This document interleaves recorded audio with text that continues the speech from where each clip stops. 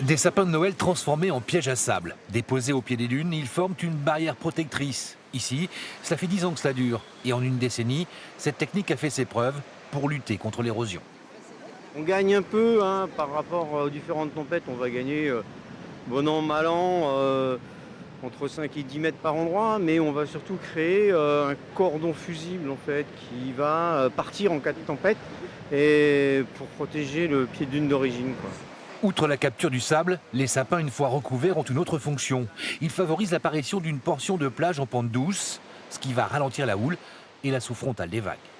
L'idée pédagogique de l'association, c'était sensibiliser tous les gens qui sont sur l'île de Ré, habitants, voire ceux qui profitent de l'île de Ré pour les vacances et qui peuvent être là sur certaines périodes, de dire on va aider pour protéger notre île.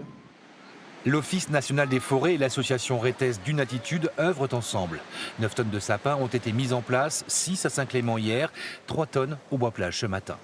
Je suis chez ma chérie qui participe, donc je participe. Et puis elle m'entraîne, elle entraîne plein de monde comme beaucoup de Rétels font. Le côté plat, on le pose sur le sable et on oriente les têtes vers La Rochelle. Je pense que c'est important de préserver le littoral de l'île de Ré, surtout que la mer monte. Donc voilà, c'est important. Puis finalement, ça permet de recycler aussi le sapin. Donc, voilà. C'est la deuxième session de l'année. Sur l'île de Ré, il y a 20 km de cordon dunaire comme celui-ci à gérer. Une autre dépose de sapins est prévue en avril, après les dernières grandes marées de l'hiver.